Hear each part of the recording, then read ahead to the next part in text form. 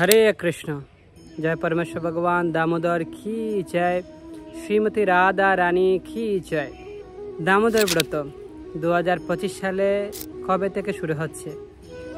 এই 2025 সালে 7ই অক্টোবর মঙ্গলবার শ্রী শ্রী লক্ষ্মী পূজা বা লক্ষ্মী পূর্ণিমা থেকে 5ই নভেম্বর বুধবার রাস পূর্ণিমা মহোৎসব পর্যন্ত এই দামোদর তিথি রয়েছে।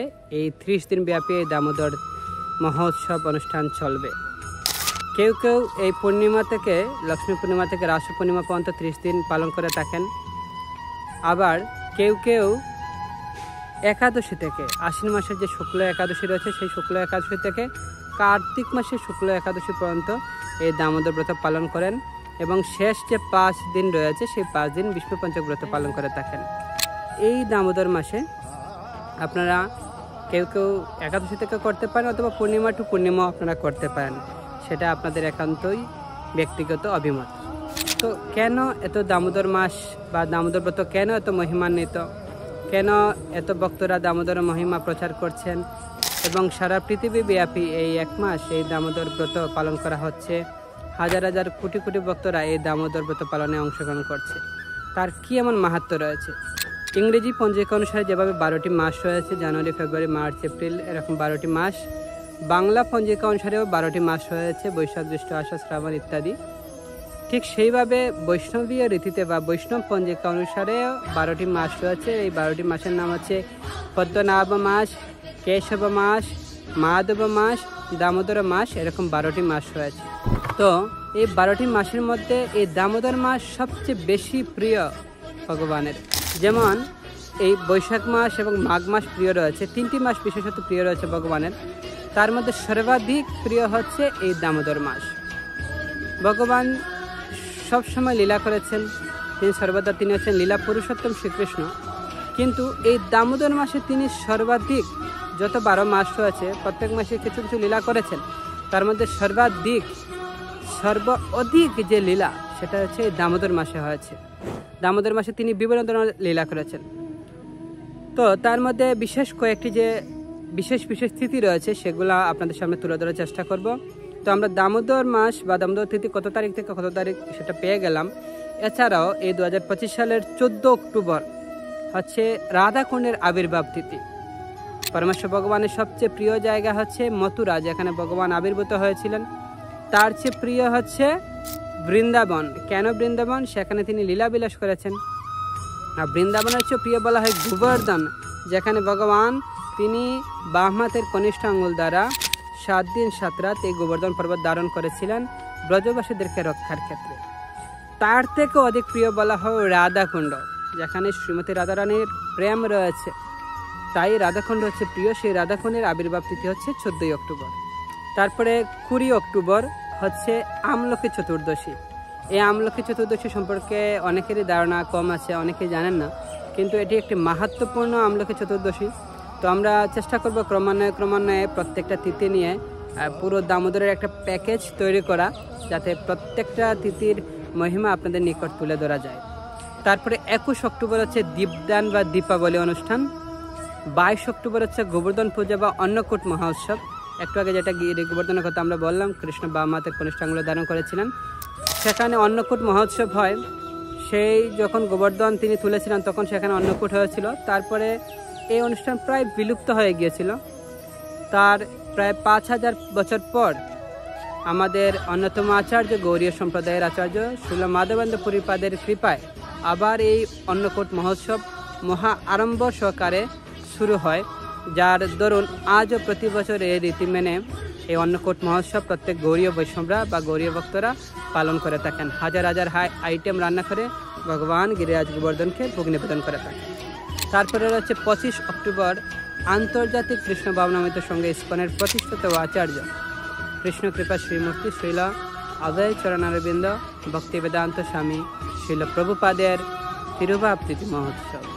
তারপর 30 অক্টোবর হচ্ছে গোপাষ্টমী বা গুষ্ঠ অষ্টমী।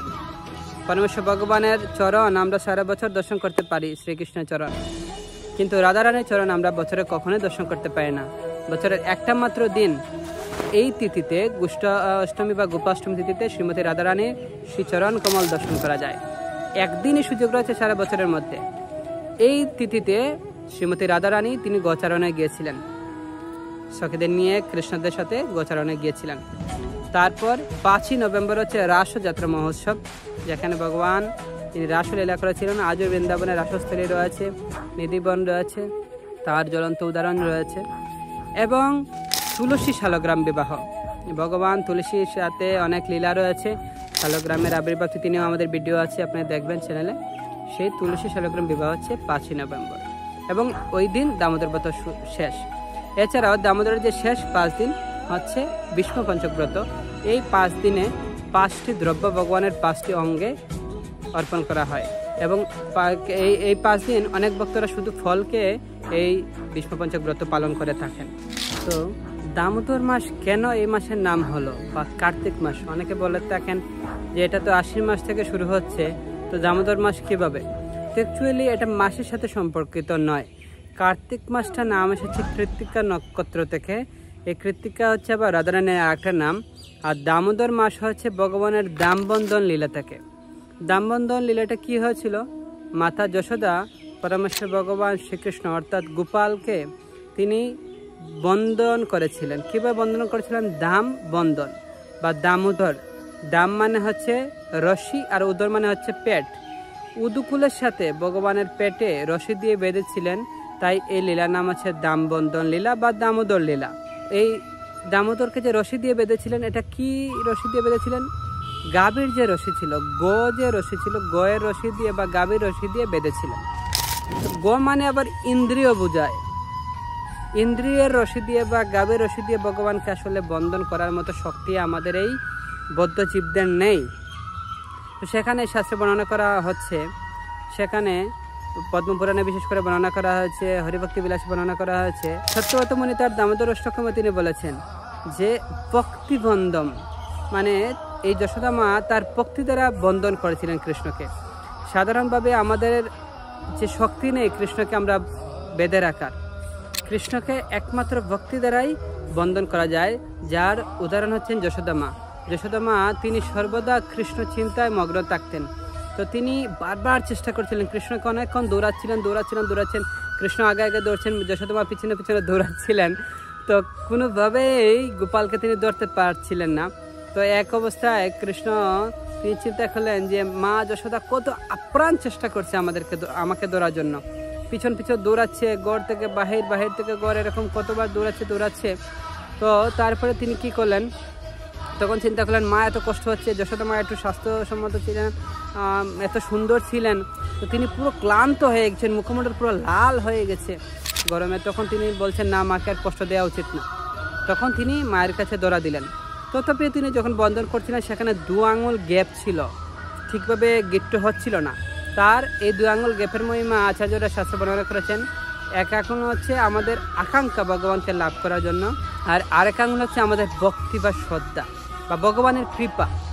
এক আঙুল হচ্ছে ভগবানের ইচ্ছা আর আরেকটা হচ্ছে আমাদের আকাঙ্ক্ষা। এই ভগবানের কৃপা এবং আমাদের আকাঙ্ক্ষা যখন 2 একত্রিত হবে, তখন আমরা ভগবানকে বন্ধন করতে পারবো, রশির দ্বারা নয়, আমাদের ভক্তির দ্বারা, প্রেমের দ্বারা। চৈতন্য চরিতামৃতে অনেক সুন্দর বর্ণনা করা আছে। বেদস্তুতি হতেও যে গোপিকারা যদি কৃষ্ণকে গালি দেয়, সেটা কৃষ্ণের বেশি প্রিয়। কারণ এই গালিটা কেন কৃষ্ণের বেশি প্রিয়? কারণ হচ্ছে গোপিকারা কৃষ্ণকে নিজের প্রাণের চেয়ে বেশি ভালোবাসে। তো যদি আমরা কৃষ্ণকে এরকম ভালোবাসি, শ্রদ্ধা করি, ভক্তি করি, সেটা দ্বারাই বন্দিত করা যাবে, আদারওয়াইজ সে কৃষ্ণকে বন্দিত করা যাবে না। যেমন আমরা মহাভারতে দেখতে পাই যে দুর্যোধন কৃষ্ণকে রাজভোগ খাওয়াতে চেয়েছিল, কিন্তু কৃষ্ণ এক কণাও গ্রহণ করেননি। কিন্তু যখন তার মহান ভক্ত বিদুরের ঘরে গেলেন, তখন বিদুর পত্নী কৃষ্ণকে দেখে আবেগ আপ্লুত হয়ে পড়ে, তার ভক্তিতে কৃষ্ণ প্রেমে আবিষ্ট হয়ে কৃষ্ণকে শুধু কলা খেতে দেয়, আর কিছু তার ঘরে ছিল না। তিনি তখন কলার কুষা ছাড়াতে কলার কুষা তো ছাড়ানোর পর কলার কুষা বাদ দিয়ে কলা কৃষ্ণকে দিবেন, সেটা না দিয়ে তিনি কুষা থেকে কলা আলাদা করে কলা আলাদা রাখছেন, আর কুষাটাকে কৃষ্ণকে দিচ্ছেন। কারণ তিনি কৃষ্ণ প্রেমে নিমগ্ন হয়ে গেছেন। আর কৃষ্ণ তার এই ভক্তি, তার এই প্রেম দেখে, বিদুরের পত্নীর যে প্রেম দেখে তিনি কুশাটাকে এই অমৃত বলে তিনি আস্বাদন করছিলেন। এই হচ্ছেন আমাদের প্রেমময় ঠাকুর পরমেশ্বর ভগবান শ্রীকৃষ্ণ। তিনি হচ্ছেন প্রেমের অবতার, লীলা পুরুষোত্তম। তিনি আমাদের হৃদয়ের ভক্তিটা দেখেন। তাই শাস্ত্রে বলা হয়েছে যে অনন্য চিন্তয়ন্তু মাম যেজনা পর্যুপাসতে। ভগবান গীতায় বলেছেন যে অনন্য ভক্তি সহকারে আমার সাধনা করবে, আমার ভক্তি করবে, আমি তার সমস্ত বার বহন করব। তাই আমাদের এই অনন্য ভক্তি সহকারে এই দামোদর মাসে ভগবানের সেবা করা উচিত। দামোদরকে প্রদীপ দেখানো উচিত, দামবন্ধন লীলা প্রতিদিন শ্রবণ করা উচিত, দামোদরের মহিমা প্রচার করা উচিত। তাহলে আমরা সমস্ত প্রকার পাপ থেকে মুক্ত হবে এবং আমাদের সমস্ত দায়িত্ব কৃষ্ণ স্বয়ং গ্রহণ করবেন। হরে কৃষ্ণ।